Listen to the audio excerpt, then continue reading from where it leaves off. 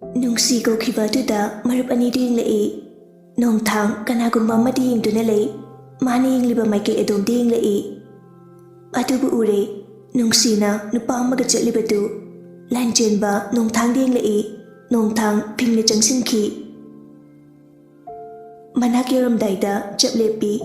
Magi mamaida makutna tapna thammi. Aduga nupa aduda yengi. Chaba thakpa chang naidaba wakhalna ngauraba magi masak kari phibamda leiramgani haiba khangba ngammi. Adugi sumathakta nupa adugi masananba mataududa changsinba ngamda leptuna lei. Matam kuina uba phangludraba uningningai zaba saktamna nokmi tauba adu yengli. Asuk wana ngai jaba saktamni mana adu khoidani yengliba saktam asi. Belikna Kuino, asiga kuina izalo. Lanjen bana, wari sausidana. Nongthangna, saragumse. Kuino mang khalisibo. Se, ay saruge. Asi haraga lanjen ba, jatba hui. Nongthang tapna paraga. Jalase. Lanjen ba sauna. Kuino nang haidibo. Asukwana thiraklaga phanglaba matamda chalasai sibo. Nati, nang bungauraba haiba. Nupase, masuk siyang phajik. Senior mali. Gyan taramni, tabak sudobo mali. Madi yam ngaubani. Aduna gyan taba mangonda laikhibana farida. Asi haraga chatba hui. Somda ngasaidagi tawriba mayamdu nungsi loina khangi. Sinthoibana. Thubiya. Sinthoibana kaurapasida gyan tarai. Kidore, nasa nungaitabro nangbo. Doctor, ay kisu daw di. Halasira. Hoy.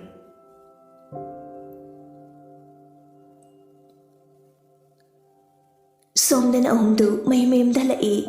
Nongthang mayim da changlai. Sana tombana. Thuba. Nongthang chalambada sableptuna mapada onslai wadi nganglakte. Handak nang nahonglakliba mongsi karino. Karina ningthungdaba laibagi. Ungduna adumaklay. Chak ising inthi nungaina chade. Nongthang tapna. Baba, nacha kaisi dawdi. Nacha na iningthungdaba karis laite. Baba mo malairingai. Macha thuibana awatpa kari laigani. Sanatomba machabu manung hutna yengi. Thuiba, baba da walukanu. Nangi awaba atay da haidrabasu. Baba da hayo. Baba, Thuiba, nangse ayna poklibani ne. Ichagi thamoida pendaba ningamdraba thawdo khara leire haiba. Baba khangine. Nasakna chuga thoktana. Ichana wana leiraga. Karamba mapani yengduna leigani. Nongthang magi nokmi ba maithungduga loinena mapagi manakta famtharaglaga.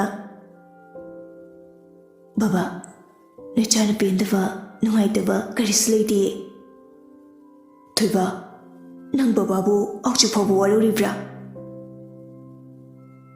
Nongthang mapagi makhutu lamduna paisinbiraga machina tapna thammi mapagi makhutu laukthokduna amu. Babana pokpirambagi ngasigi sangsarki fujaba khangbani. Taibangi awanu ai sarbi hanbani. Nachana karma matamda babagi laman singani khanduna leibani. Nachada adum naibinu baba. Ibem hal changai aduga mapa machagi wari tari. Thuiba, nang bababu nungsibra. Nungsi, ai bababu nungsi. Sangsar-sida aina khwaidagi thajabadi mama amadi babani. Aigidi mama baba natana kanasu leite. Nachana hingbagi maramsu mama baba nakhoi ani khakkine. Ibem halna Thuiba, Nongthang mamabu konjaraga. Mama baba leiramdradi ai hinamdrabasu yai. Nakhoi na igi pumnamakne. ꯊꯤꯡꯗꯨꯅ ꯂꯩꯔꯝꯕ ꯃꯤꯠꯀꯤ ꯄꯤ ꯍꯩꯊꯔꯔꯤ ꯐꯨꯝꯗꯨꯅ ꯊꯝꯂꯝꯕ ꯃꯩꯒꯤ ꯆꯤꯡ ꯄꯣꯈꯥꯏꯔꯔꯤ ꯊꯣꯏꯕ ꯃꯆꯥꯒꯤ ꯅꯤꯡꯕ ꯀꯥꯏꯅ ꯍꯥꯏꯕ ꯋꯥꯍꯩꯁꯤꯡ ꯑꯗꯨꯅ ꯃꯃꯥ ꯃꯄꯥ ꯑꯅꯤꯗꯨ ꯅꯨꯡꯉꯥꯏꯇ꯭ꯔꯤ ꯁꯅꯥꯇꯣꯝꯕꯁꯨ ꯀꯞꯂꯒ ꯊꯣꯏꯕ ꯀꯔꯤꯒꯤ ꯑꯗꯨꯝꯅ ꯍꯥꯏꯕꯅꯣ ꯏꯕꯦꯝꯃꯜꯁꯨ ꯀꯞꯂꯒ ꯊꯣꯏꯕ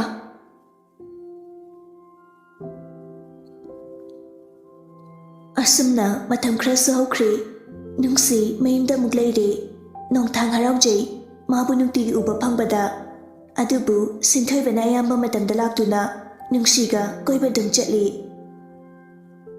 ꯅꯣꯡꯊꯥꯡ ꯀꯔꯤꯁꯨ ꯍꯥꯏꯔꯨꯕ ꯇꯧꯗꯦ ꯅꯨꯡꯉꯥꯏꯇꯅ ꯌꯦꯡꯕ ꯅꯠꯇꯅ ꯃꯥꯒꯤ ꯄꯥꯡꯒꯜ ꯀꯔꯤꯁꯨ ꯂꯩꯇꯦ ꯍꯥꯏꯒꯦ ꯉꯥꯡꯒꯦ ꯍꯥꯏꯅꯁꯨ ꯈꯟꯗꯦ ꯇꯧꯕꯇꯕꯨ ꯅꯨꯡꯁꯤꯕꯨ ꯂꯣꯟꯅ ꯑꯗꯨꯃꯛ ꯌꯦꯡꯖꯩ ꯐꯣꯡꯅ ꯌꯦꯡꯕ ꯐꯥꯎ ꯉꯝꯖꯗ꯭ꯔꯦ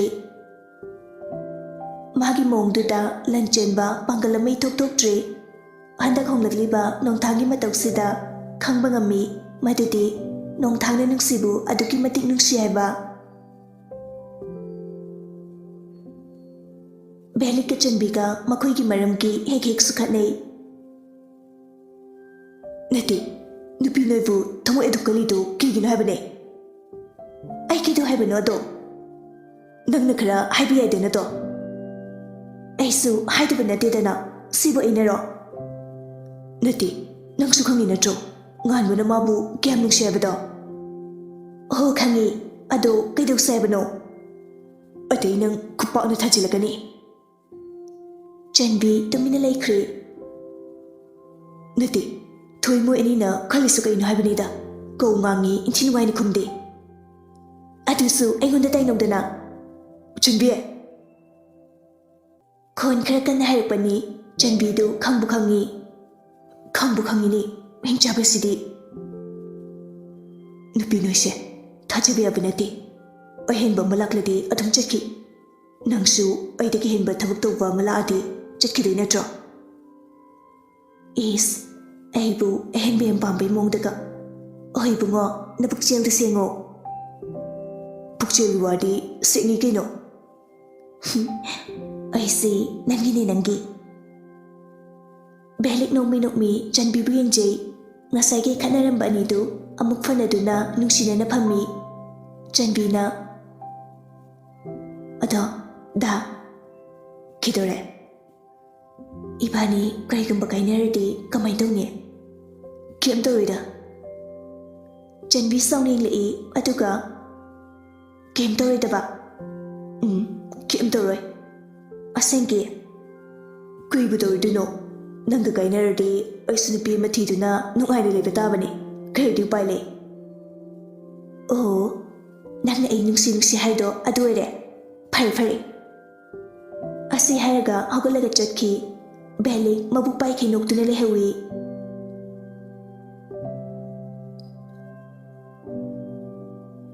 ꯉꯁꯤꯁꯨ ꯍꯥꯟꯅꯒꯨꯝ ꯅꯨꯡꯁꯤ ꯀꯣꯂꯦꯖꯇꯒꯤ ꯊꯤꯜꯂꯛꯏ ꯁꯤꯟꯊꯣꯏꯕꯅ ꯅꯨꯡꯁꯤ ꯀꯥꯔꯗꯒꯤ ꯇꯞꯅ ꯀꯨꯝꯊꯩ ꯑꯗꯨꯒ ꯁꯤꯟꯊꯣꯏꯕꯗ ꯅꯣꯛꯃꯤ ꯍꯥꯏꯔꯛꯂꯝꯃꯤ ꯗꯣꯛꯇꯔ ꯆꯪꯉꯨꯈꯤꯁꯦ ꯁꯤꯟꯊꯣꯏꯕꯅ ꯗꯣꯛꯇꯔ ꯀꯧꯒꯅꯨ ꯗꯗꯥ ꯁꯨꯝ ꯀꯧꯎ ꯗꯗꯥ ꯆꯪꯉꯨꯈꯤꯁꯦ ꯆꯥꯒ ꯊꯛꯈꯤꯁꯦ ꯀꯣꯟꯅ ꯐꯖꯅ ꯊꯛꯑꯁꯦ ꯉꯁꯤꯒꯤꯗꯤ ꯊꯦꯡꯉꯤ ꯑꯩꯁꯨ ꯍꯟꯅꯕ ꯇꯧꯔꯒꯦ ꯅꯨꯡꯁꯤ ꯑꯗꯨꯃꯛ ꯅꯣꯛꯃꯤ ꯂꯩ ꯅꯣꯡꯊꯥꯡ ꯃꯥꯒꯤ ꯀꯥꯗꯒꯤ ꯌꯦꯡꯂꯛꯏ ꯅꯨꯡꯁꯤꯕꯨ ꯅꯤꯡꯉꯝꯗꯅ ꯅꯪꯕꯨ ꯐꯣꯡꯅ ꯌꯦꯡꯕ ꯐꯥꯎ ꯉꯝꯗ꯭ꯔꯦ ꯑꯩꯒꯤ ꯄꯥꯡꯒꯜ ꯂꯩꯇ꯭ꯔꯦ ꯅꯪꯕꯨ ꯂꯣꯟꯅ ꯌꯦꯡꯕꯅ ꯑꯩꯒꯤ ꯍꯦꯛꯇ ꯑꯣꯏꯔꯛꯂꯦ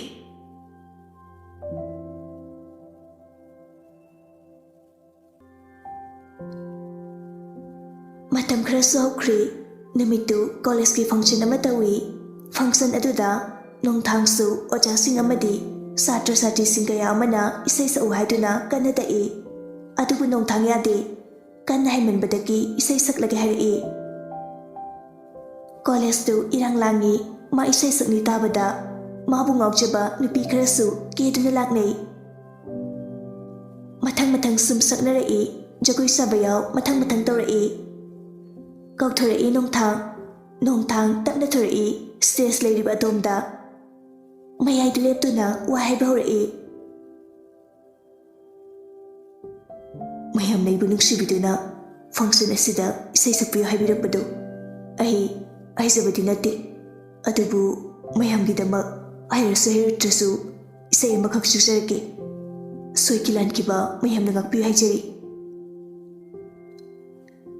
ꯅꯨꯄꯤ ꯃꯆꯥ ꯈꯔꯗꯨ ꯂꯥꯎꯕꯨ ꯂꯥꯎꯕꯋꯣ ꯍꯨꯏꯁꯦꯜꯕꯨ ꯈꯣꯡꯕꯋꯣ ꯇꯧꯔꯤ ꯃꯌꯥꯝ ꯃꯔꯛꯇꯨꯗ ꯅꯨꯡꯁꯤꯒ ꯁꯤꯟꯊꯣꯏꯕꯒꯁꯨ ꯌꯥꯎꯔꯤ ꯅꯣꯡꯊꯥꯡ ꯃ꯭ꯌꯨꯖꯤꯀꯦꯜ ꯂꯩꯔꯤꯕ ꯑꯗꯣꯝꯗ ꯃꯃꯥꯏ ꯇꯞꯅ ꯂꯩꯁꯤꯟꯗꯨꯅ ꯃꯥꯅ ꯁꯛꯀꯗꯕ ꯏꯁꯩꯗꯨ ꯍꯥꯏꯔꯔꯤ ꯇꯞꯅ ꯑꯃꯨꯛ ꯂꯩꯊꯣꯔꯛꯇꯨꯅ ꯁꯣꯔ ꯑꯃ ꯍꯣꯟꯗꯣꯛꯏ ꯑꯗꯨꯒ ꯅꯣꯡꯊꯥꯡ ꯇꯞꯅ ꯏꯁꯩ ꯁꯛꯄ ꯍꯧꯔꯛꯏ ꯃꯃꯤꯠꯇꯨ ꯇꯞꯅ ꯎꯏꯁꯤꯟꯗꯨꯅ ꯈꯜꯂꯨꯗꯦ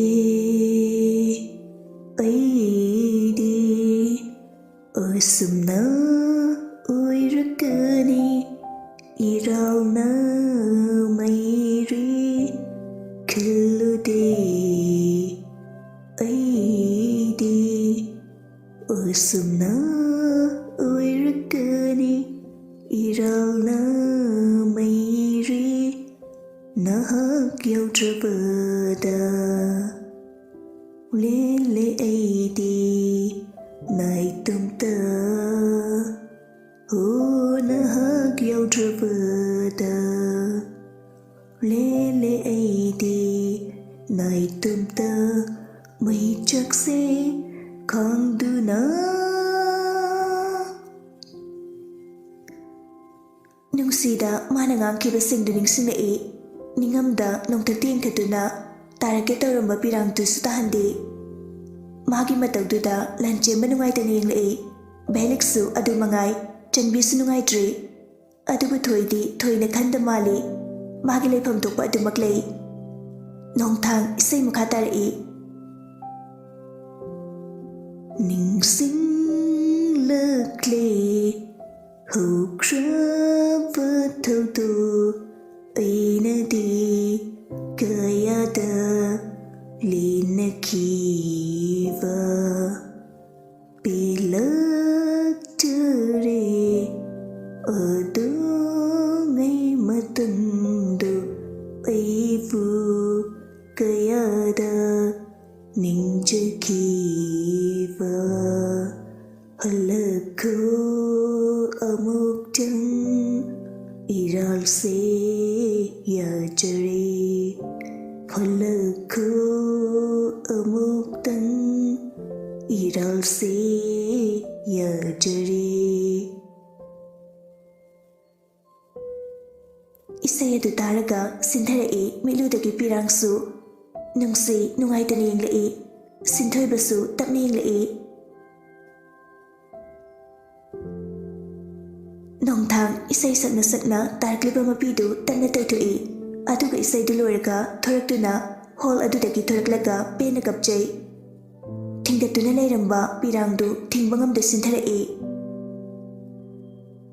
lanjenba beli moi anisu nongthangi manakta laktuna nongthangbu konchimbiduna thembi kari da hairuni nungaite haiduna pating pangba yadre yadana botnakre wari sabagi matanga pibide Nomata ningba kairasu asumna kapkide khangkibani warasu dubu ngasidi khangba ngambagi pangal lankhre nupana tabakum pena kapi marukki mataudu anidu nungaitane yingli lanjenba masa matanta pendaba sumhelai asuk nungshiba marukki mating ama phauba pangba ngamdre haiduna amaromda mana nungsibadagi marupna nungsibana hele haiba khangi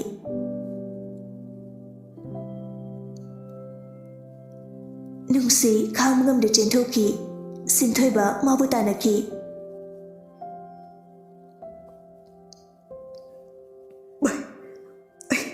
ai ward nungsi pase aswagani ai mangdu phobo mangludi ai khangmangam de kari kis wabano ai khangbe abu khanglamni ado ai khangmangam de ma ai kinakta amuk halaroy ko chakri ko mati lamlam maki manakta ai secretly awa khangloi ko se ayo bai ai secretly awa khangloi ko lanjenba maruki matawdu da kaple Beli nahan makai ngaurabasu masu awaba khangbani aduna masu awaba saruk yai Lanjenbana Karige dum haibano nang aikugi karinda khandraba mama amadi babagi su khara khallo fataba wakal khangano pangdaba tawgano Shumaina sum leibase ai